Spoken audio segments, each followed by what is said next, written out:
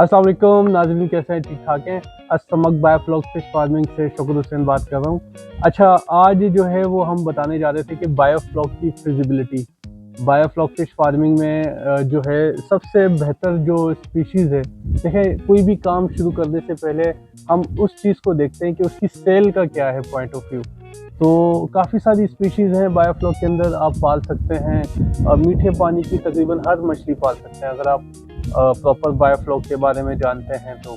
अच्छा, अगर हम बात करें कि किस मछली में ज़्यादा प्रॉफिट मार्जिन है, तो अगर हम देखें तो तिलापिया भी आप पाल सकते हैं, रोहू भी। ये दरअसल ट्रेडिशनल तरीके से भी इनकी फार्मिंग हो रही है। तो आप जब अपनी फ़िश मार्केट में लेके जाएँगे तो ऑलरेडी और भी कॉम्पिटिटर्स होंगे, तो उनके रेट्स इतने अच्छे नहीं मिल पाते। तो अभी जो इस साल का हमारा एक्सपीरियंस रहा है, अगर हम बात करें मुल्क के हालात की, तो कोविड की वजह जो अपने हालात हैं, इम्पोर्ट बैन हो गई है। आपको पता है हर साल जो है वो वियतनाम से बंगासिस के फ़िले इम्पोर्ट होते थे। लास्ट ईयर जो है वो तकरीबन 7,000 8,000 रुपए का 10 केजी का एक कॉटन मिलता था, जिसमें 1 से 2 केजी उसपे ग्लेज़िंग चढ़ी होती थी और 8 केजी मीट निकलता था। तो इस साल जो है इसमें से जो इसके जो इम्पोर्ट पे रेट आ गए हैं वो 14,500 रुपए के का एक कॉटन पहुंच गया है। तो इसके रेट काफ़ी बढ़ चुके हैं और इम्पोर्ट पे भी बैन लग चुका है, क्योंकि इसकी लोकल मार्केट में इसकी कंजम्पशन ज़्यादा है। कैटरिंग में एक पंगासिस फिश यूज़ होती है, रेस्टोरेंट्स में यूज़ होती है। तो अगर हम इसकी फार्मिंग करते हैं तो इसका बेनिफिट ये है बंगासिस फिश का कि ये, अगर आप 4 इंच का सीड डालते हैं तो ये 6 महीने में 1 केजी प्लस साइज़ गेन कर लेता है।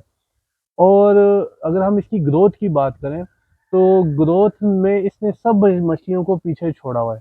अगर आप तिलापिया को देखें, कैटफ़िश, सोल, रोहू, गुलफा, मुराकी, ख़ैर ये तो पॉन्ड की फ़िशेज़ हैं, तो इनकी ग्रोथ के मुकाबले में बंगासिस फ़िश की ग्रोथ बहुत फ़ास्ट है। सेकंड, ये हाई अमोनिया, हाई नाइट्राइट इस पे जो है सर्वाइव कर लेती है, इसको इतनी जल्दी इश्यू नहीं होता। इन केस अगर अमोनिया, नाइट्राइट बढ़ भी जाता है तो इसको इतनी जल्दी कोई फ़र्क नहीं पड़ता, लेकिन ये कि फौरी इसका ट्रीटमेंट हो वाटर का तो बेहतर है। अच्छा, थर्ड इसका बेनिफिट ये है कि इसकी मार्केट में डिमांड ज़्यादा है। हम ऐसा बिज़नेस करें जिसकी प्रॉफ़िट भले मार्जिन कम हो लेकिन मार्केट में डिमांड ज़्यादा हो, तो इसकी डिमांड बहुत ज़्यादा है। और कोई भी नया फार्मर, नया बंदा अगर इस फिश की फार्मिंग करता है तो सेल का कोई इशू नहीं है, इसमें ईज़िली सेल हो जाती है। हमारे पास जो इम्पोर्टर हैं, जो मंगवाते थे हर महीने 12 कंटेनर, उन्होंने हमें ये बोला है कि आप हमें हर हफ्ते 2 टन माल भी दो तो हम आपसे खरीदेंगे। तो क्योंकि अब सेल का तो मसला हल हो गया। अब ये है कि इसकी फार्मिंग कैसे करें? अच्छा, अगर हम तिलापिया को देखते हैं तो तिलापिया को 5 पीपीएम ऑक्सीजन रिक्वायर्ड होती है, और उसकी बनिस्बत अगर बंगासिस फिश को देखें तो उसको 2 पीपीएम ऑक्सीजन रिक्वायर्ड होती है। यानी जहाँ तिलापिया के लिए हमें बड़ी मोटरें चलानी पड़ती हैं, तो इसके लिए छोटी मोटर पे भी इसका सर्वाइव हो सकता है।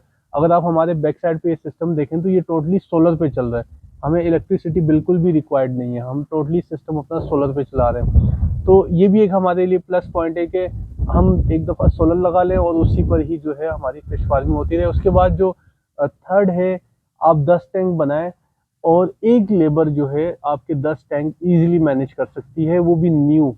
हम एक प्लस पॉइंट आपको ये भी ऑफ़र कर रहे हैं कि हम फर्स्ट टाइम, यानी आप जब फर्स्ट टाइम फार्मिंग कर रहे हैं, तो हमारी टीम का एक बंदा 1 से 2 महीने वो आपके पास रहेगा, आपके लोगों को सिखाएगा, चीज़ें समझाएगा। तो इस पर भी हमने काम शुरू कर दिए। हमने अपनी जो ट्रेन्ड लेबर है उनको लोकेशंस पे भेजते हैं और वहाँ पे लोगों को सिखाते हैं। जब उनका प्रॉपर सिस्टम चल जाता है, तो फिर हम उन्हें ऑन कॉल कंसल्टेंसी भी देते हैं, और कोई भी इश्यूज़ हो हमसे आप राब्ता करें। हम कराची में हमारा ऑफ़िस है। और बाकी ये है कि सीज़न अभी स्टार्ट होने वाला है। जो भी लोग बायोफ्लॉक ख़ास तौर पे कर रहे हैं, वो दूसरी स्पीशीज़ पे बिल्कुल ना जाएँ, ना ही तिलापिया करें, ना ही कोई कैटफ़िश, दूसरी मछलियाँ जो कर रहे हैं कैटफ़िश के ना, तो उनके रेट मार्केट में बिल्कुल अच्छे नहीं है। आप जब फार्मिंग करेंगे, आप जब बेचने जाएँगे तो रेट अच्छे नहीं मिलेंगे। तो सबसे बेस्ट बंगासिस फिश पालें। वियतनाम की ये मछली है, लोकली इसकी ब्रीड स्टार्ट हो गई है, और इसकी जो है एफसीआर भी 1 है, यानी 1 केजी फीड खा के 1 केजी मांस गेन करती है। तो इस टाइम पे अभी 1 केजी फीड के रेट चल रहे हैं 159 रुपए पर केजी। तो आप जितने ज़्यादा टैंक्स होंगे, हम मोस्टली जो रिकमेंड करते हैं वो 35,000 लीटर वाले टैंक्स रिकमेंड करते हैं। उसकी वजह क्या है? लोग मुझसे पूछते हैं कि भाई आप इससे बड़े भी लगा सकते हैं, इससे छोटे भी कर सकते हैं। चूँकि मैंने 35,000 लीटर के टैंक की फिज़िबिलिटी बहुत मेहनत से की है, 2 साल हमने इस पे रिसर्च की इन टैंक्स पे, फिर हम इस नतीजे पे पहुँचे हैं कि ये वाला टैंक्स ना ज़्यादा बड़ा है, ना ज़्यादा छोटा है, और इससे जो प्रोडक्शन आती है वो भी बहुत अच्छी ग्रोथ आती है। अगर हम छोटे लगाते हैं तो उसमें ग्रोथ के भी इश्यूज़ आ जाते हैं, तो उसमें डेंसिटी भी कम रखनी होती है। अच्छा, और प्लस पॉइंट इसका ये होता है कि जैसे एग्ज़ाम्पल आप एपीआई किट यूज़ करते हैं अमोनिया चेक करने के लिए, नाइट्राइट चेक करने के लिए, तो वो लिक्विड बोतल्स होती हैं। तो वो किट भी 12,000 की होती है, उससे 800 टेस्ट किए जा सकते हैं। लेकिन अगर आप छोटे-छोटे पानी को टेस्ट करेंगे, यानी आप 10-10 हज़ार लीटर के टैंक बनाएँगे, तो वो बोतल्स भी जल्दी खत्म होंगी।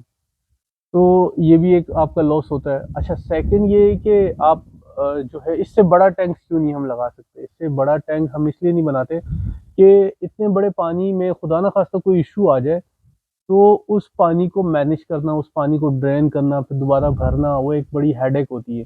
तो ये जो 35,000 लीटर वाला होता है, ये ना इतना बड़ा होता है, ना छोटा होता है। इसको आप ईज़िली मैनेज कर सकते हैं, और यानी अगर कोई इश्यू भी आए तो आप पानी भी इसका चेंज कर सकते हैं, कोई इतना ज़्यादा मेहनत नहीं लगती। तो ये थी आज की इन्फॉर्मेटिव वीडियोज़। अगर आपको वीडियोज़ अच्छी लगी हो तो हमारे चैनल को सब्सक्राइब करें, लाइक करें, और थैंक यू सो मच। अल्लाह हाफ़िज़।